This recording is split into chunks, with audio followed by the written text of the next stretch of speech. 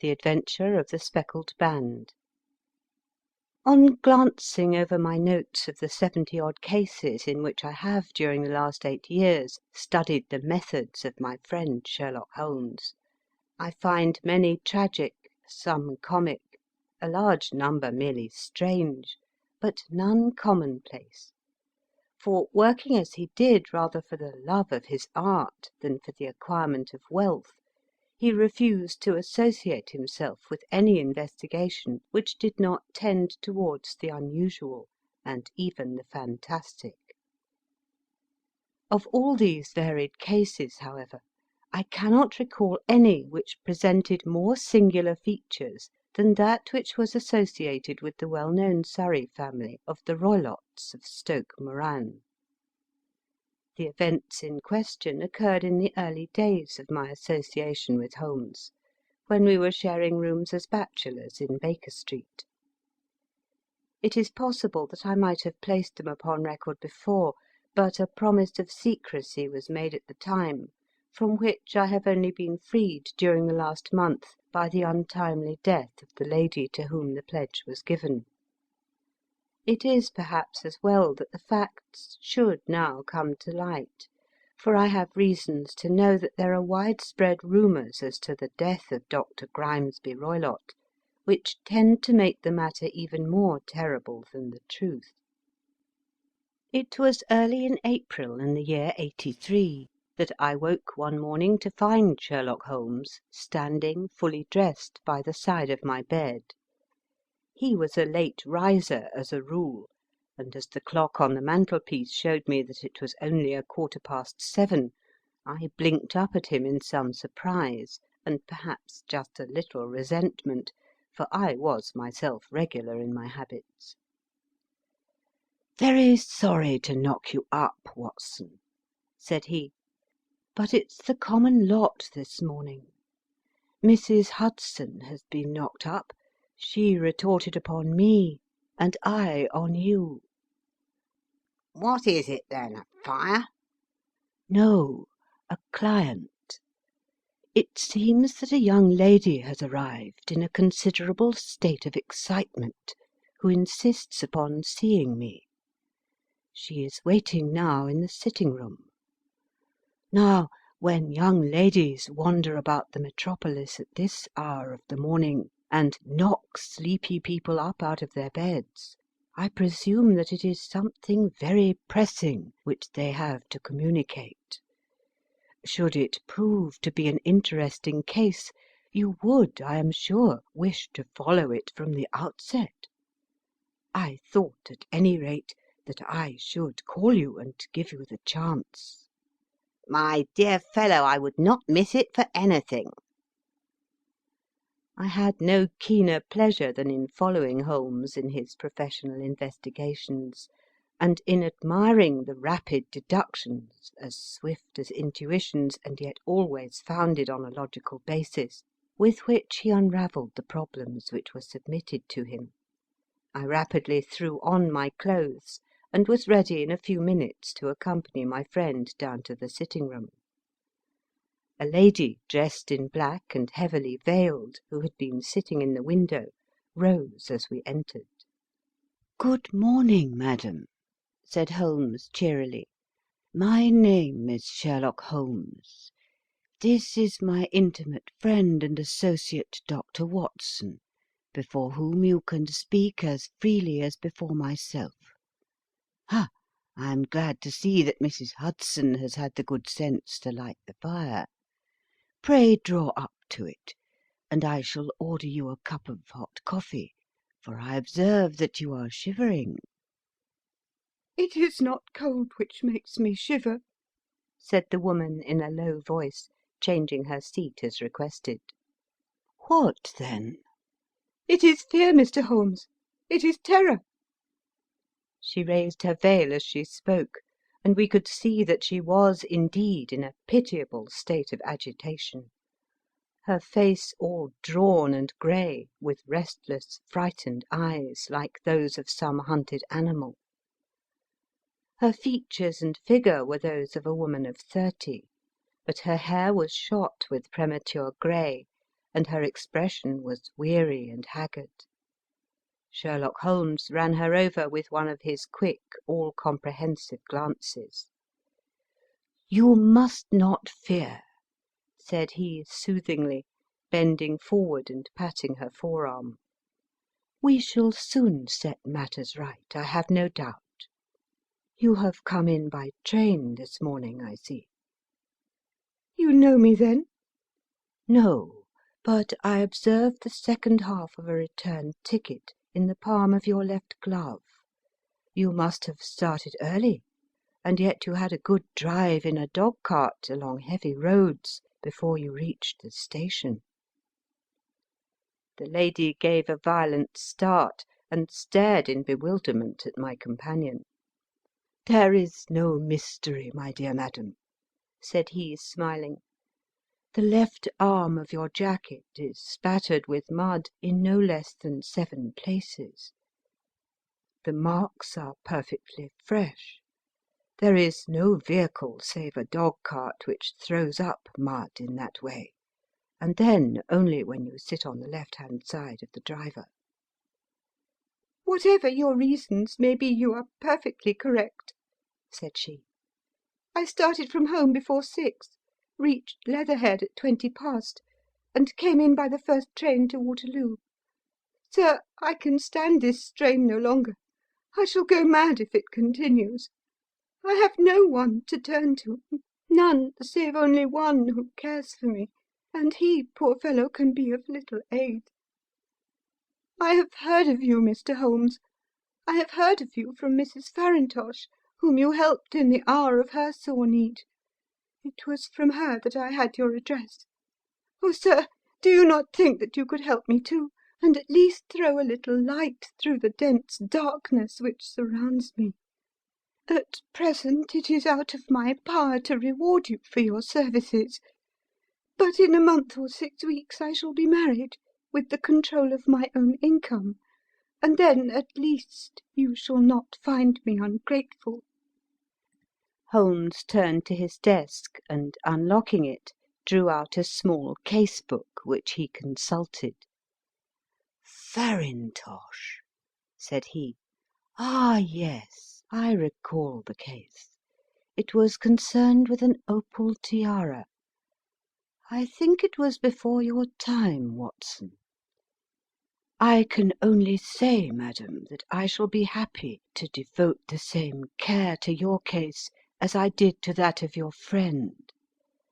As to reward, my profession is its own reward, but you are at liberty to defray whatever expenses I may be put to at the time which suits you best.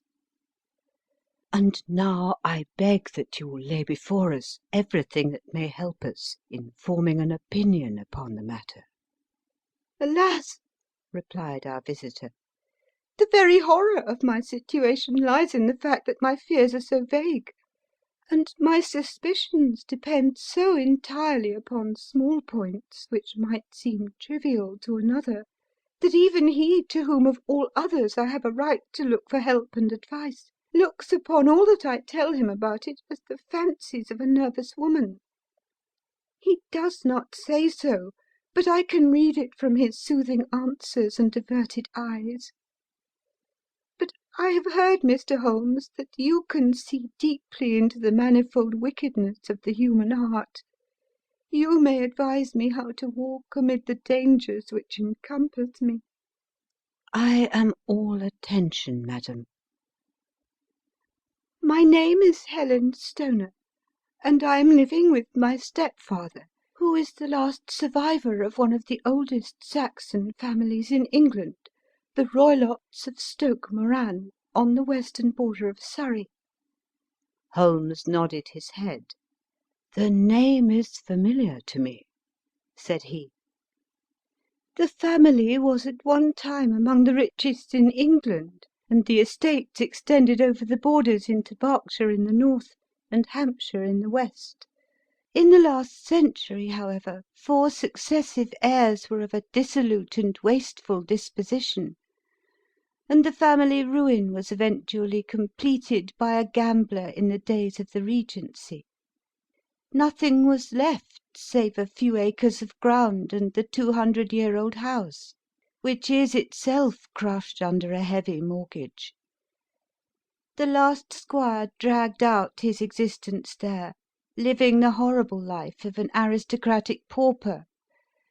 But his only son, my stepfather, seeing that he must adapt himself to the new conditions, obtained an advance from a relative, which enabled him to take a medical degree, and went out to Calcutta, where, by his professional skill and his force of character, he established a large practice.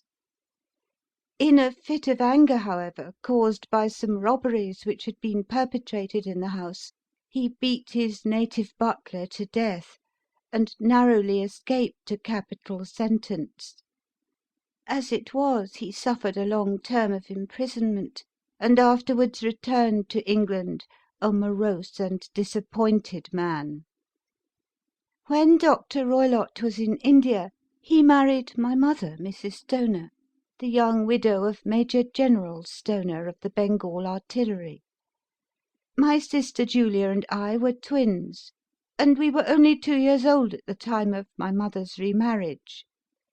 She had a considerable sum of money, not less than £1,000 a year, and this she bequeathed to Dr. Roylott entirely while we resided with him, with a provision that a certain annual sum should be allowed to each of us in the event of our marriage. Shortly after our return to England, my mother died. She was killed 8 years ago in a railway accident near Crewe. Dr. Roylott then abandoned his attempts to establish himself in practice in London, and took us to live with him in the old ancestral house at Stoke Moran. The money which my mother had left was enough for all our wants, and there seemed to be no obstacle to our happiness. But a terrible change came over our stepfather about this time. Instead of making friends and exchanging visits with our neighbours, who had at first been overjoyed to see a Roylott of Stoke Moran back in the old family seat, he shut himself up in his house, and seldom came out save to indulge in ferocious quarrels with whoever might cross his path. Violence of temper approaching to mania has been hereditary in the men of the family, and in my stepfather's case it had, I believe, been intensified by his long residence in the tropics.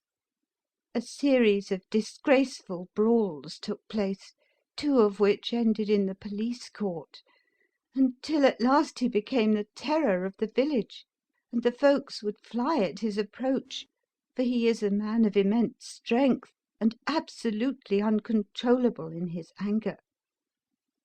Last week he hurled the local blacksmith over a parapet into a stream, and it was only by paying over all the money which I could gather together that I was able to avert another public exposure. He had no friends at all save the wandering gipsies, and he would give these vagabonds leave to encamp upon the few acres of bramble-covered land which represent the family estate, and would accept in return the hospitality of their tents, wandering away with them sometimes for weeks on end. He has a passion also for Indian animals, which are sent over to him by a correspondent, and he has at this moment a cheetah and a baboon which wander freely over his grounds, and are feared by the villagers almost as much as their master. You can imagine from what I say that my poor sister Julia and I had no great pleasure in our lives. No servant would stay with us, and for a long time we did all the work of the house. She was but 30 at the time of her death, and yet her hair had already begun to whiten, even as mine has. Your sister is dead, then? She died just 2 years ago, and it is of her death that I wish to speak to you. You can understand that, living the life which I have described, we were little likely to see anyone of our own age and position. We had, however, an aunt, my mother's maiden sister, Miss Honoria Westphail, who lives near Harrow, and we were occasionally allowed to pay short visits at this lady's house. Julia went there at Christmas 2 years ago, and met there a half-pay Major of Marines, to whom she became engaged. My stepfather learned of the engagement when my sister returned, and offered no objection to the marriage. But within a fortnight of the day which had been fixed for the wedding, the terrible event occurred which has deprived me of my only companion." Sherlock Holmes had been leaning back in his chair with his eyes closed and his head sunk in a cushion, but he half opened his lids now and glanced across at his visitor. "Pray be precise as to details," said he. "It is easy for me to be so, for every event of that dreadful time is seared into my memory. The manor house is, as I have already said, very old, and only one wing is now inhabited. The bedrooms in this wing are on the ground floor, the sitting rooms being in the central block of the buildings. Of these bedrooms, the first is Dr. Roylott's, the second my sister's, and the third my own. There is no communication between them, but they all open out into the same corridor. Do I make myself plain?" "Perfectly so."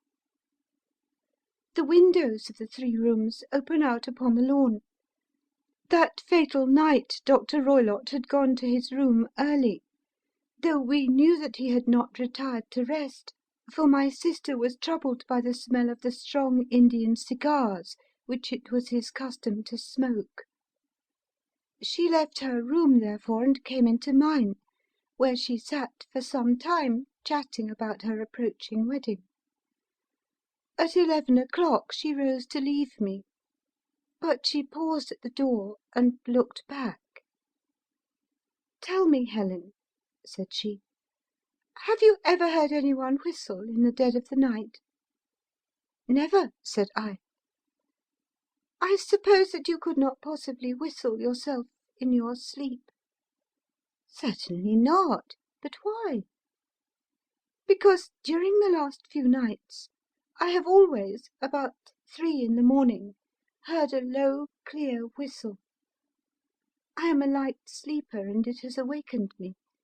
I cannot tell where it came from, perhaps from the next room, perhaps from the lawn. I thought that I would just ask you whether you had heard it.' 'No, I have not. It must be those wretched gipsies in the plantation.' 'Very likely, and yet if it were on the lawn, I wonder that you did not hear it also.' 'Ah, but I sleep more heavily than you.' 'Well, it is of no great consequence, at any rate.'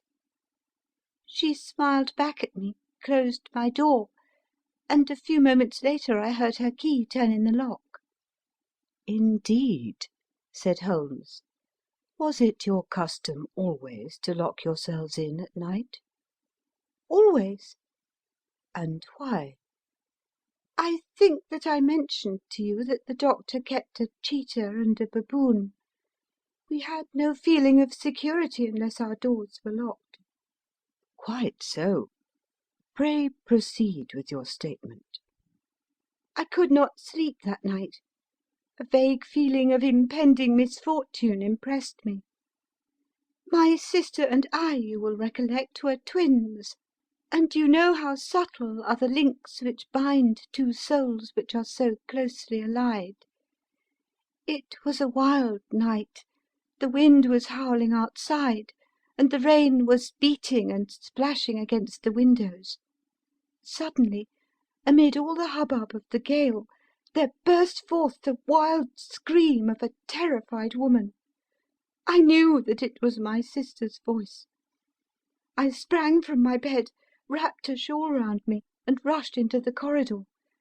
As I opened my door, I seemed to hear a low whistle, such as my sister described, and a few moments later a clanging sound, as if a mass of metal had fallen. As I ran down the passage, my sister's door was unlocked, and revolved slowly upon its hinges. I stared at it horror-stricken, not knowing what was about to issue from it. By the light of the corridor lamp, I saw my sister appear at the opening, her face blanched with terror, her hands groping for help, her whole figure swaying to and fro like that of a drunkard. I ran to her and threw my arms round her, but at that moment her knees seemed to give way, and she fell to the ground. She writhed as one who is in terrible pain, and her limbs were dreadfully convulsed. At first I thought that she had not recognized me, but as I bent over her, she suddenly shrieked out in a voice which I shall never forget, "Oh, my God, Helen! It was the band! The speckled band!" There was something else which she would fain have said, and she stabbed with her finger into the air in the direction of the doctor's room. But a fresh convulsion seized her and choked her words. I rushed out, calling loudly for my stepfather, and I met him hastening from his room in his dressing gown. When he reached my sister's side, she was unconscious, and though he poured brandy down her throat and sent for medical aid from the village, all efforts were in vain, for she slowly sank and died without having recovered her consciousness. Such was the dreadful end of my beloved sister. "One moment," said Holmes. "Are you sure about this whistle and metallic sound? Could you swear to it?" That was what the county coroner asked me at the inquiry. It is my strong impression that I heard it, and yet, among the crash of the gale and the creaking of an old house, I may possibly have been deceived. Was your sister dressed? No, she was in her nightdress. In her right hand was found the charred stump of a match, and in her left a matchbox. Showing that she had struck a light and looked about her when the alarm took place. That is important. And what conclusions did the coroner come to? He investigated the case with great care, for Dr. Roylott's conduct had long been notorious in the county, but he was unable to find any satisfactory cause of death. My evidence showed that the door had been fastened upon the inner side, and the windows were blocked by old-fashioned shutters with broad iron bars, which were secured every night. The walls were carefully sounded and were shown to be quite solid all round, and the flooring was also thoroughly examined, with the same result. The chimney is wide, but is barred up by 4 large staples. It is certain, therefore, that my sister was quite alone when she met her end. Besides, there were no marks of any violence upon her. How about poison?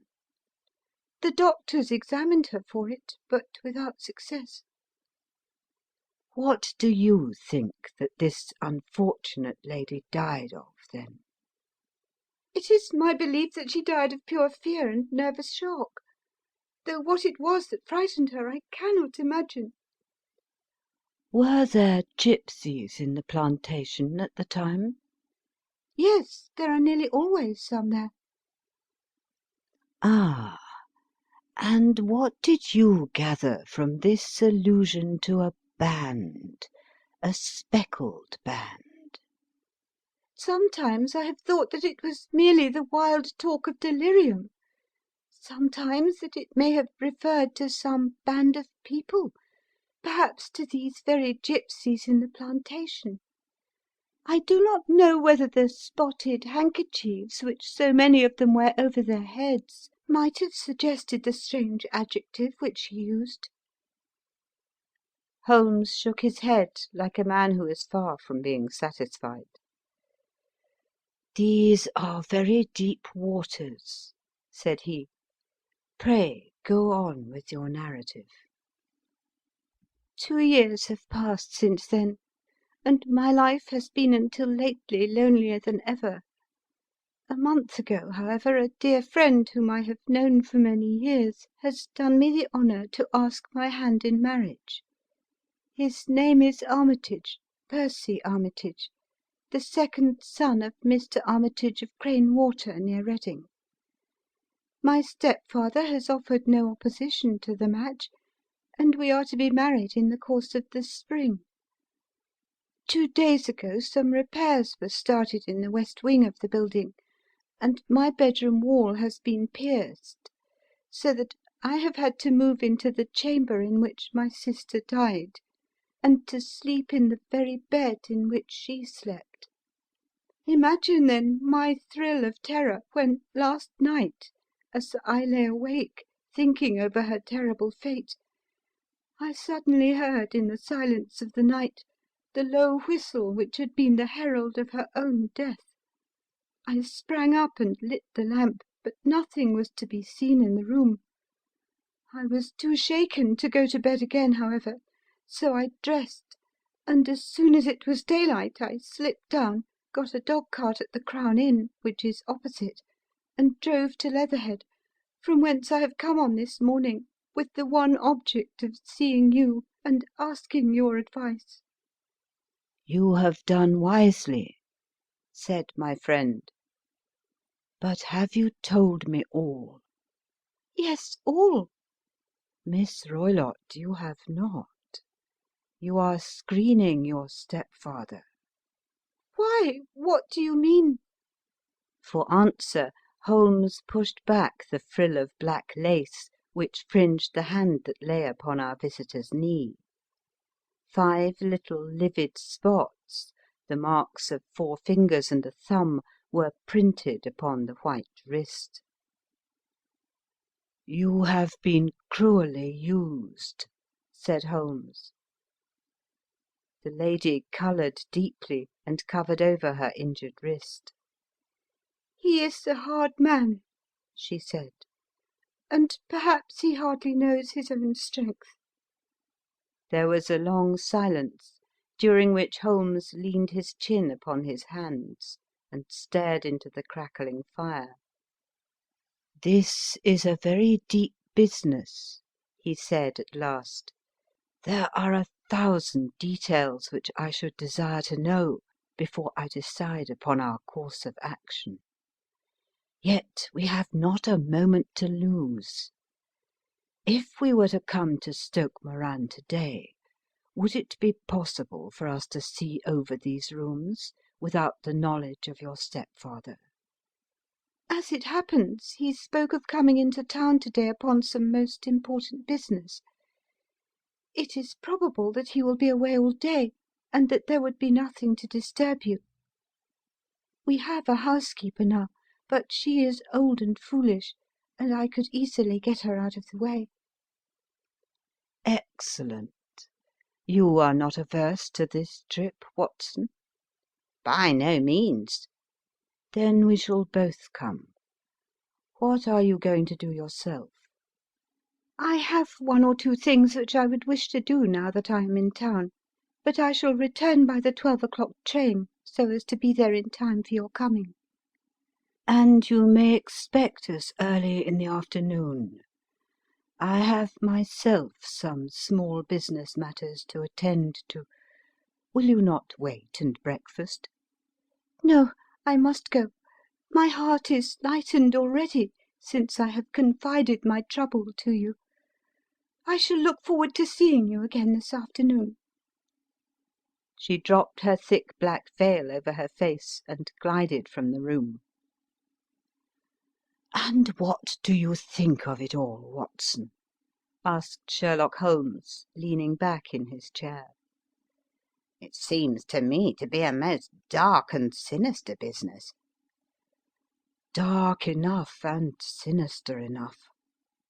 "Yet if the lady is correct in saying that the flooring and walls are sound, and that the door, window, and chimney are impassable, then her sister must have been undoubtedly alone when she met her mysterious end." "What becomes, then, of these nocturnal whistles And what of the very peculiar words of the dying woman? I cannot think. When you combine the ideas of whistles at night, the presence of a band of gypsies who are on intimate terms with this old doctor, the fact that we have every reason to believe that the doctor has an interest in preventing his stepdaughter's marriage, the dying allusion to a band, and finally the fact that Miss Helen Stoner heard a metallic clang, which might have been caused by one of those metal bars that secured the shutters falling back into its place, I think that there is good ground to think that the mystery may be cleared along those lines. But what, then, did the gypsies do? I cannot imagine. I see many objections to any such theory. And so do I. It is precisely for that reason that we are going to Stoke Moran this day. I want to see whether the objections are fatal, or if they may be explained away." "But what in the name of the devil?" The ejaculation had been drawn from my companion by the fact that our door had been suddenly dashed open, and that a huge man had framed himself in the aperture. His costume was a peculiar mixture of the professional and of the agricultural, having a black top hat, a long frock coat, and a pair of high gaiters, with a hunting crop swinging in his hand. So tall was he that his hat actually brushed the crossbar of the doorway, and his breadth seemed to span it across from side to side.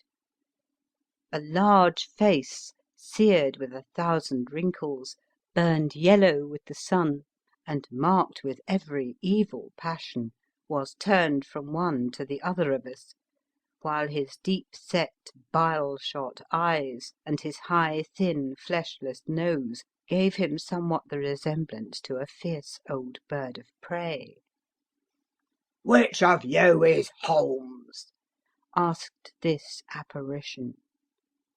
"My name, sir, but you have the advantage of me," said my companion quietly. "I am Dr. Grimesby Roylott of Stoke Moran."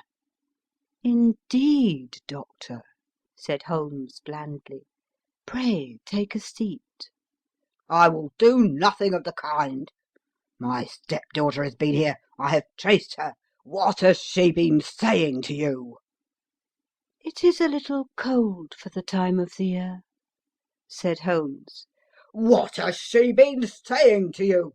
screamed the old man furiously.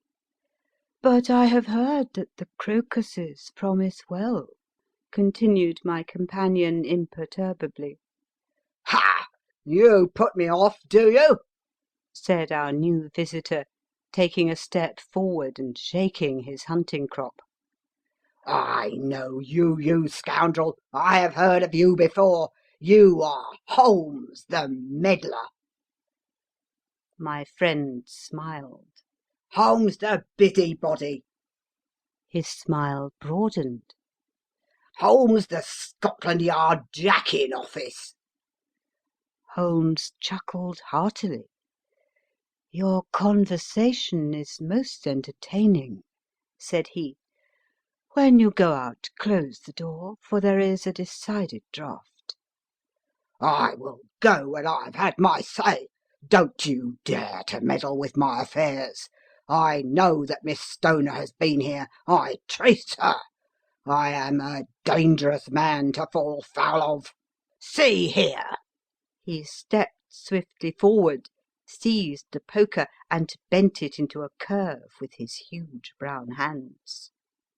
"See that you keep yourself out of my grip," he snarled, and hurling the twisted poker into the fireplace, he strode out of the room. "He seems a very amiable person," said Holmes, laughing. "I am not quite so bulky, but if he had remained I might have shown him that my grip was not much more feeble than his own." As he spoke he picked up the steel poker and, with a sudden effort, straightened it out again. Fancy his having the insolence to confound me with the official detective force. This incident gives zest to our investigation, however, and I only trust that our little friend will not suffer from her imprudence in allowing this brute to trace her.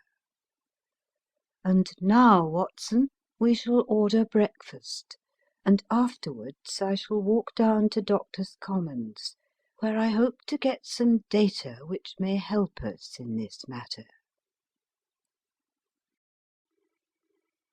It was nearly 1 o'clock when Sherlock Holmes returned from his excursion.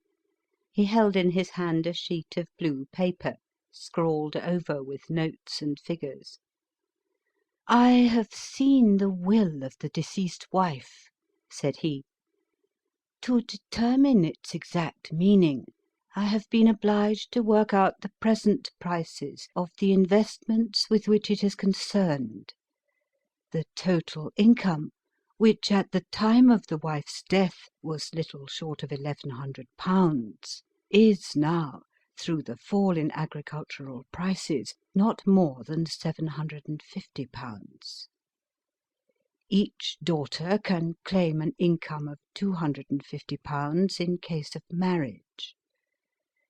It is evident, therefore, that if both girls had married, this beauty would have had a mere pittance, while even one of them would cripple him to a very serious extent. My morning's work has not been wasted, since it has proved that he has the very strongest motives for standing in the way of anything of the sort. And now, Watson, this is too serious for dawdling, especially as the old man is aware that we are interesting ourselves in his affairs. So if you are ready, we shall call a cab and drive to Waterloo. I should be very much obliged if you would slip your revolver into your pocket. An Ely's No. 2 is an excellent argument with gentlemen who can twist steel pokers into knots. That and a toothbrush are, I think, all that we need." At Waterloo we were fortunate in catching a train for Leatherhead, where we hired a trap at the station inn, and drove for 4 or 5 miles through the lovely Surrey lanes. It was a perfect day, with a bright sun and a few fleecy clouds in the heavens. The trees and wayside hedges were just throwing out their first green shoots, and the air was full of the pleasant smell of the moist earth. To me, at least, there was a strange contrast between the sweet promise of the spring and this sinister quest upon which we were engaged.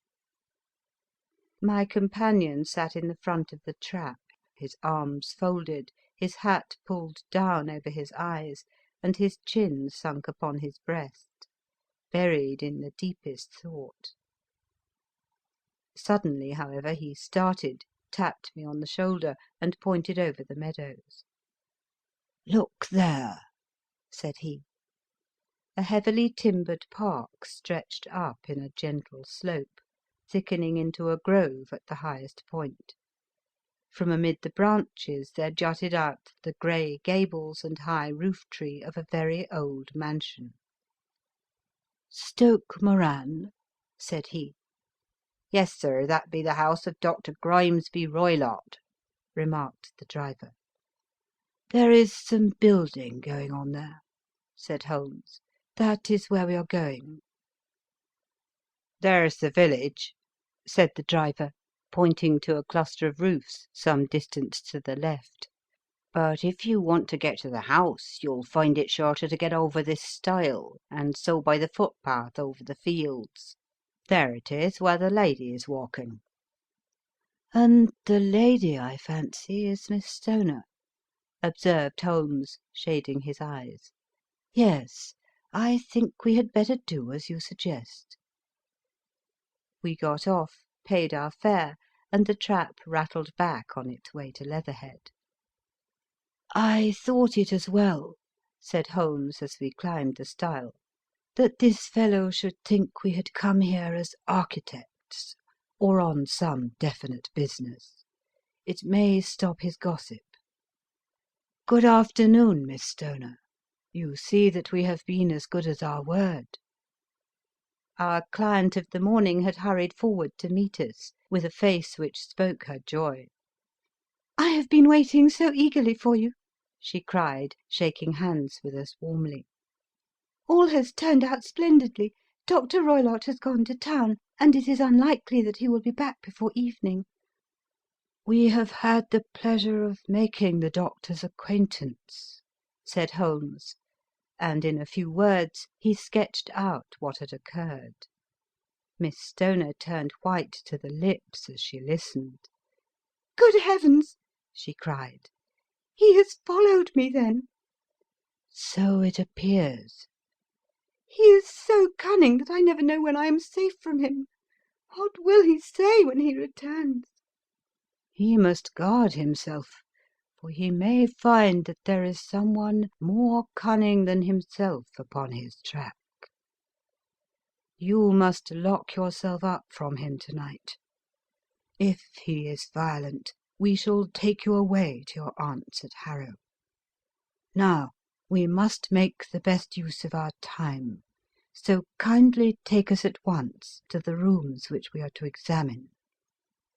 The building was of grey lichen-blotched stone, with a high central portion, and two curving wings like the claws of a crab, thrown out on each side.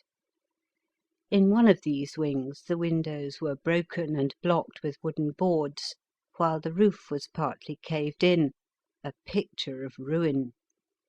The central portion was in little better repair, but the right-hand block was comparatively modern, and the blinds in the windows, with the blue smoke curling up from the chimneys, showed that this was where the family resided. Some scaffolding had been erected against the end wall, and the stonework had been broken into, but there were no signs of any workmen at the moment of our visit. Holmes walked slowly up and down the ill-trimmed lawn, and examined with deep attention the outsides of the windows. "This, I take it, belongs to the room in which you used to sleep, the centre one to your sisters, and the one next to the main building to Dr. Roylott's chamber." "Exactly so, but I am now sleeping in the middle one." "Pending the alterations, as I understand. By the way, there does not seem to be any very pressing need for repairs at that end wall." "There were none. I believe that it was an excuse to move me from my room." "Ah, that is suggestive. Now, on the other side of this narrow wing runs the corridor from which these three rooms open. There are windows in it, of course?" "Yes, but very small ones, too narrow for anyone to pass through." "As you both locked your doors at night, your rooms were unapproachable from that side. Now, would you have the kindness to go into your room and bar your shutters?" Miss Stoner did so, and Holmes, after a careful examination through the open window, endeavoured in every way to force the shutter open, but without success. There was no slit through which a knife could be passed to raise the bar. Then with his lens he tested the hinges, but they were of solid iron, built firmly into the massive masonry. Said he, scratching his chin in some perplexity. "My theory certainly presents some difficulties. No one could pass these shutters if they were bolted. Well, we shall see if the inside throws any light upon the matter." A small side door led into the whitewashed corridor from which the three bedrooms opened. Holmes refused to examine the third chamber, so we passed at once to the second, that in which Miss Stoner was now sleeping, and in which her sister had met with her fate. It was a homely little room, with a low ceiling and a gaping fireplace, after the fashion of old country houses. A brown chest of drawers stood in one corner, a narrow white counterpaned bed in another, and a dressing-table on the left-hand side of the window. These articles, with two small wicker-work chairs, made up all the furniture in the room, save for a square of Wilton carpet in the centre. The boards round and the panelling of the walls were of brown worm-eaten oak, so old and discoloured that it may have dated from the original building of the house. Holmes drew one of the chairs into a corner and sat silent, while his eyes travelled round and up and down, taking in every detail of the apartment. "Where does that bell communicate with?" he asked at last, pointing to a thick bell-rope which hung down beside the bed, the tassel actually lying upon the pillow. "It goes to the housekeeper's room." "It looks newer than the other things." "Yes, it was only put there a couple of years ago." "Your sister asked for it, I suppose?" "No, I never heard of her using it. We used always to get what we wanted for ourselves." "Indeed! It seemed unnecessary to put so nice a bell-pull there. You will excuse me for a few minutes while I satisfy myself as to this floor." He threw himself down upon his face with his lens in his hand, and crawled swiftly backward and forward, examining minutely the cracks between the boards. Then he did the same with the woodwork with which the chamber was panelled. Finally he walked over to the bed and spent some time in staring at it, and in running his eye up and down the wall. Finally he took the bell-rope in his hand and gave it a brisk tug. "Why, it's a dummy," said he. "Won't it ring?" "No, it is not even attached to a wire. This is very interesting. You can see now that it is fastened to a hook just above where the little opening for the ventilator is." "How very absurd! I never noticed that before." "Very strange," muttered Holmes, pulling at the rope. "There are one or two very singular points about this room. For example, what a fool a builder must be to open a ventilator into another room, when with the same trouble he might have communicated with the outside air." "That is also quite modern," said the lady. "Done about the same time as the bell-rope?" remarked Holmes. "Yes, there were several little changes carried out about that time." "They seem to have been of a most interesting character. Dummy bell-ropes and ventilators which do not ventilate. With your permission, Miss Stoner, we shall now carry our researches into the inner apartment." Dr. Grimesby Roylott's chamber was larger than that of his stepdaughter, but was as plainly furnished. A camp bed, a small wooden shelf full of books, mostly of a technical character, an arm-chair beside the bed, a plain wooden chair against the wall, a round table, and a large iron safe were the principal things which met the eye. Holmes walked slowly round and examined each and all of them with the keenest interest. "What's in here?" he asked, tapping the safe. "My stepfather's business papers." "Oh, you have seen inside, then?" "Only once, some years ago. I remember that it was full of papers." "There isn't a cat in it, for example?" "No. What a strange idea!" Well, look at this." He took up a small saucer of milk which stood on the top of it. "No, we don't keep a cat, but there is a cheetah and a baboon." "Ah, yes, of course. Well, a cheetah is just a big cat, and yet a saucer of milk does not go very far in satisfying its wants, I dare say. There is one point which I should wish to determine." He squatted down in front of the wooden chair and examined the seat of it with the greatest attention. "Thank you. That is quite settled," said he, rising and putting his lens in his pocket. "Hello! Here is something interesting." The object which had caught his eye was a small dog-lash hung on one corner of the bed. The lash, however, was curled upon itself and tied so as to make a loop of whipcord. "What do you make of that, Watson?" It's a common enough lash, but I don't know why it should be tied." "That is not quite so common, is it? Ah me! It's a wicked world, and when a clever man turns his brains to crime, it is the worst of all. I think that I have seen enough now, Miss Stoner, and with your permission we shall walk out upon the lawn." I had never seen my friend's face so grim or his brow so dark as it was when we turned from the scene of this investigation.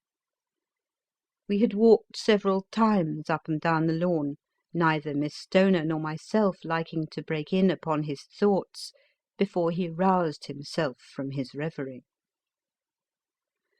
"It is very essential, Miss Stoner," said he, "that you should absolutely follow my advice in every respect." "I shall most certainly do so." "The matter is too serious for any hesitation. Your life may depend upon your compliance." "I assure you I am in your hands." "In the first place, both my friend and I must spend the night in your room." Both Miss Stoner and I gazed at him in astonishment. "Yes, it must be so. Let me explain. I believe that that is the village inn over there?" "Yes, that is the Crown." "Very good. Your windows would be visible from there?" "Certainly." "You must confine yourself to your room on pretence of a headache when your stepfather comes back. Then, when you hear him retire for the night, you must open the shutters of your window, undo the hasp, put your lamp there as a signal to us, and then withdraw quietly with everything which you are likely to want into the room which you used to occupy. I have no doubt that in spite of the repairs you could manage there for one night." "Oh, yes, easily." "The rest you will leave in our hands." "But what will you do?" "We shall spend the night in your room, and we shall investigate the cause of this noise which has disturbed you." "I believe, Mr. Holmes, that you have already made up your mind," said Miss Stoner, laying her hand upon my companion's sleeve. "Perhaps I have." "Then, for pity's sake, tell me what was the cause of my sister's death." "I should prefer to have clearer proofs before I speak." "You can at least tell me whether my own thought is correct, and if she died from some sudden fright." "No, I do not think so.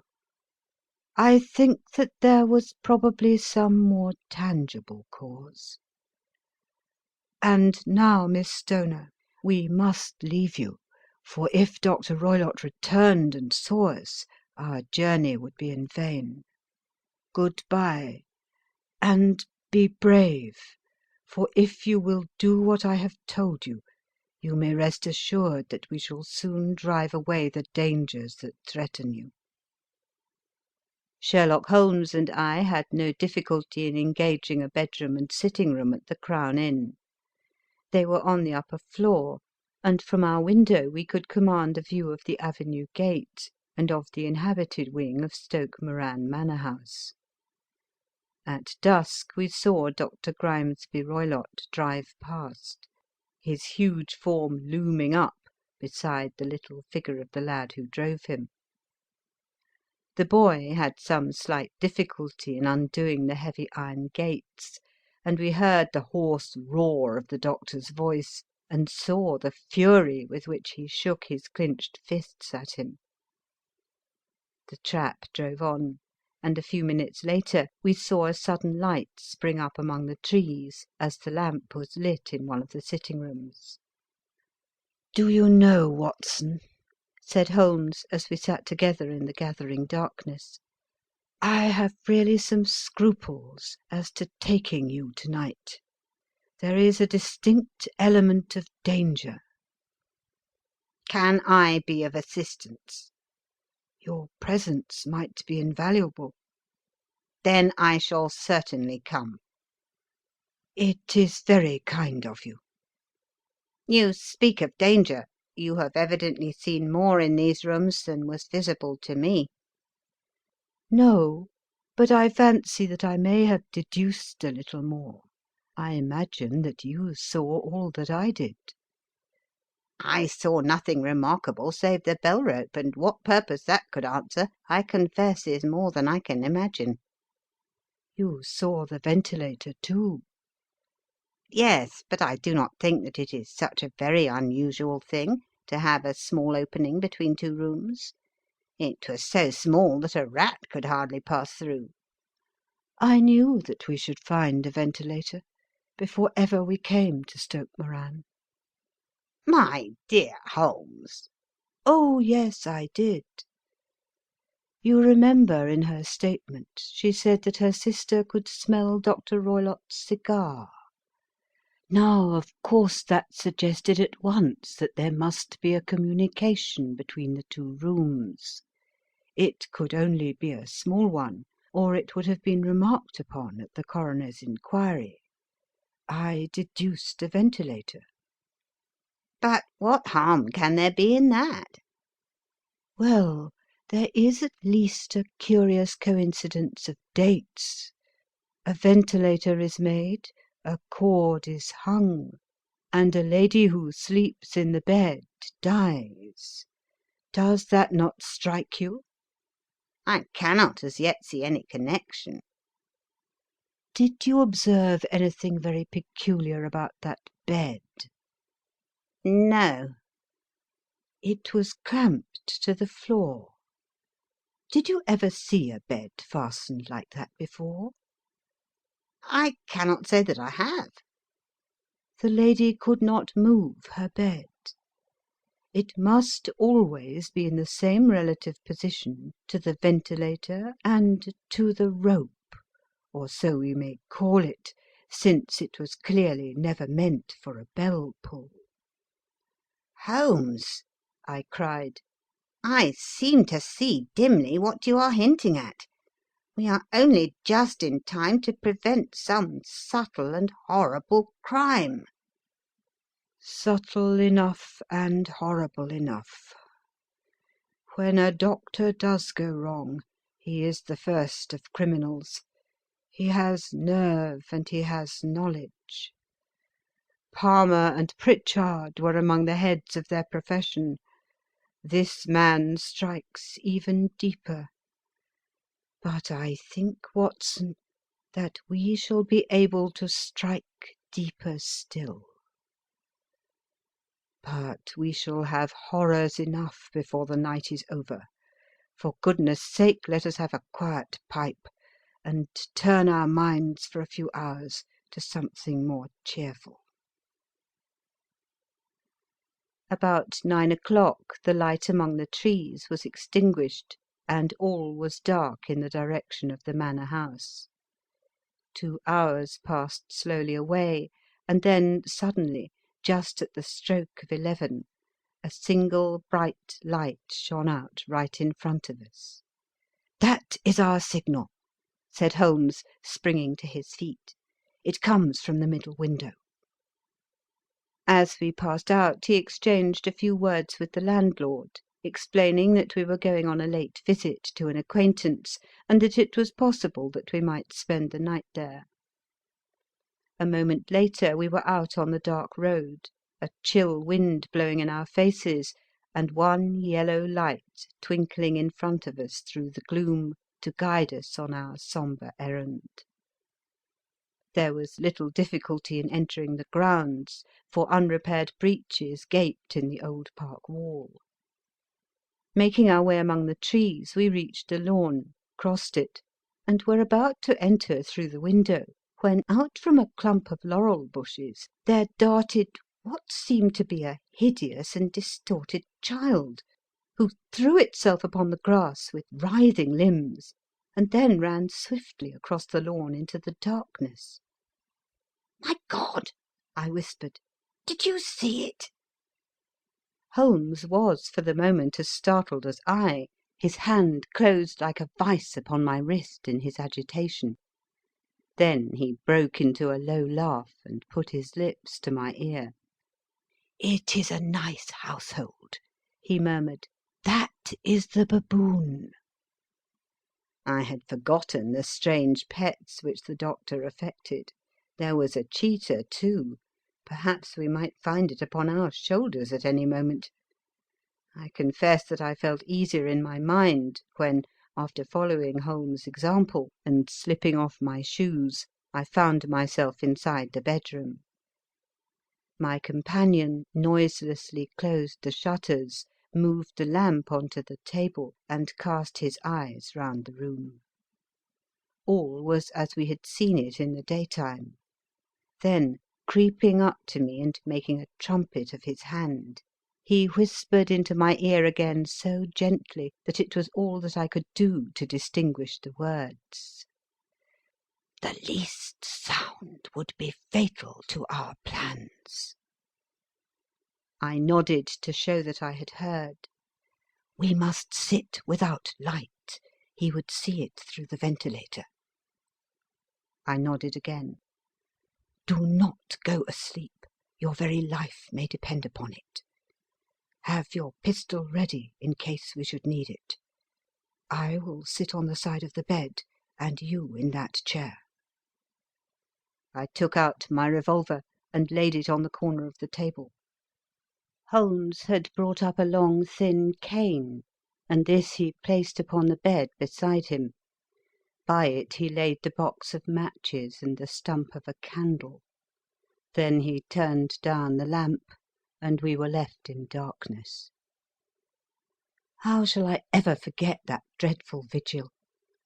I could not hear a sound, not even the drawing of a breath, and yet I knew that my companion sat open-eyed within a few feet of me, in the same state of nervous tension in which I was myself. The shutters cut off the least ray of light, and we waited in absolute darkness. From outside came the occasional cry of a night bird, and once at our very window a long-drawn cat-like whine, which told us that the cheetah was indeed at liberty. Far away we could hear the deep tones of the parish clock, which boomed out every quarter of an hour. How long they seemed, those quarters! 12 struck, and 1 and 2 and 3, and still we sat waiting silently for whatever might befall. Suddenly there was the momentary gleam of a light up in the direction of the ventilator, which vanished immediately, but was succeeded by a strong smell of burning oil and heated metal. Someone in the next room had lit a dark lantern. I heard a gentle sound of movement, and then all was silent once more, though the smell grew stronger. For half an hour I sat with straining ears. Then suddenly another sound became audible, a very gentle, soothing sound, like that of a small jet of steam escaping continually from a kettle. The instant that we heard it, Holmes sprang from the bed, struck a match, and lashed furiously with his cane at the bell-pull. "You see it, Watson?" he yelled. "You see it?" But I saw nothing. At the moment when Holmes struck the light I heard a low, clear whistle, but the sudden glare flashing into my weary eyes made it impossible for me to tell what it was at which my friend lashed so savagely. I could, however, see that his face was deadly pale and filled with horror and loathing. He had ceased to strike, and was gazing up at the ventilator when suddenly there broke from the silence of the night the most horrible cry to which I have ever listened. It swelled up louder and louder, a hoarse yell of pain and fear and anger, all mingled in the one dreadful shriek. They say that away down in the village, and even in the distant parsonage, that cry raised the sleepers from their beds. It struck cold to our hearts, and I stood gazing at Holmes, and he at me, until the last echoes of it had died away into the silence from which it rose. What can it mean? I gasped. "It means that it is all over," Holmes answered. "And perhaps, after all, it is for the best. Take your pistol and we will enter Dr. Roylott's room." With a grave face he lit the lamp and led the way down the corridor. Twice he struck at the chamber door without any reply from within. Then he turned the handle and entered, I at his heels, with the cocked pistol in my hand. It was a singular sight which met our eyes. On the table stood a dark lantern with the shutter half open, throwing a brilliant beam of light upon the iron safe, the door of which was ajar. Beside this table, on the wooden chair, sat Dr. Grimesby Roylott, clad in a long grey dressing gown, his bare ankles protruding beneath, and his feet thrust into red heelless Turkish slippers. Across his lap lay the short stock with the long lash which we had noticed during the day. His chin was cocked upward, and his eyes were fixed in a dreadful, rigid stare at the corner of the ceiling. Round his brow he had a peculiar yellow band with brownish speckles, which seemed to be bound tightly round his head. As we entered he made neither sound nor motion. "The band, the speckled band," whispered Holmes. I took a step forward. In an instant his strange headgear began to move, and there reared itself from among his hair the squat, diamond-shaped head and puffed neck of a loathsome serpent. "It is a swamp adder," cried Holmes, "the deadliest snake in India. He has died within 10 seconds of being bitten. Violence does, in truth, recoil upon the violent, and the schemer falls into the pit which he digs for another. Let us thrust this creature back into its den, and we can then remove Miss Stoner to some place of shelter, and let the county police know what has happened." As he spoke, he drew the dog whip swiftly from the dead man's lap, and throwing the noose round the reptile's neck, he drew it from its horrid perch, and carrying it at arm's length, threw it into the iron safe, which he closed upon it. Such are the true facts of the death of Dr. Grimesby Roylott of Stoke Moran. It is not necessary that I should prolong a narrative which has already run to too great a length, by telling how we broke the sad news to the terrified girl, how we conveyed her by the morning train to the care of her good aunt at Harrow, of how the slow process of official inquiry came to the conclusion that the doctor met his fate while indiscreetly playing with a dangerous pet. The little which I had yet to learn of the case was told me by Sherlock Holmes as we travelled back next day. "I had," said he, "come to an entirely erroneous conclusion, which shows, my dear Watson, how dangerous it always is to reason from insufficient data. The presence of the gipsies, and the use of the word band, which was used by the poor girl, no doubt, to explain the appearance which she had caught a hurried glimpse of by the light of her match, were sufficient to put me upon an entirely wrong scent. I can only claim the merit that I instantly reconsidered my position when, however, it became clear to me that whatever danger threatened an occupant of the room could not come either from the window or the door. My attention was speedily drawn, as I have already remarked to you, to this ventilator, and to the bell rope which hung down to the bed. The discovery that this was a dummy, and that the bed was clamped to the floor, instantly gave rise to the suspicion that the rope was there as a bridge for something passing through the hole and coming to the bed. The idea of a snake instantly occurred to me, and when I coupled it with my knowledge that the doctor was furnished with a supply of creatures from India, I felt that I was probably on the right track. The idea of using a form of poison which could not possibly be discovered by any chemical test was just such a one as would occur to a clever and ruthless man who had had an Eastern training. The rapidity with which such a poison would take effect would also, from his point of view, be an advantage. It would be a sharp-eyed coroner indeed who could distinguish the two little dark punctures which would show where the poison fangs had done their work.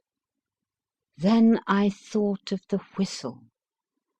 Of course he must recall the snake before the morning light revealed it to the victim. He had trained it, probably by the use of the milk which we saw, to return to him when summoned. He would put it through this ventilator at the hour that he thought best, with the certainty that it would crawl down the rope and land on the bed. It might or might not bite the occupant. Perhaps she might escape every night for a week, but sooner or later she must fall a victim. I had come to these conclusions before ever I had entered the room. An inspection of his chair showed me that he had been in the habit of standing on it, which, of course, would be necessary in order that he should reach the ventilator. The sight of the safe, the saucer of milk, and the loop of whipcord were enough to finally dispel any doubts which may have remained. The metallic clang heard by Miss Stoner was obviously caused by her stepfather hastily closing the door of his safe upon its terrible occupant. Having once made up my mind, you know the steps which I took in order to put the matter to the proof. I heard the creature hiss, as I have no doubt that you did also, and I instantly lit the light and attacked it." "With the result of driving it through the ventilator?" "And also with the result of causing it to turn upon its master at the other side. Some of the blows of my cane came home, and roused its snakish temper, so that it flew upon the first person it saw. In this way I am no doubt indirectly responsible for Dr. Grimesby Roylott's death, and I cannot say that it is likely to weigh very heavily upon my conscience.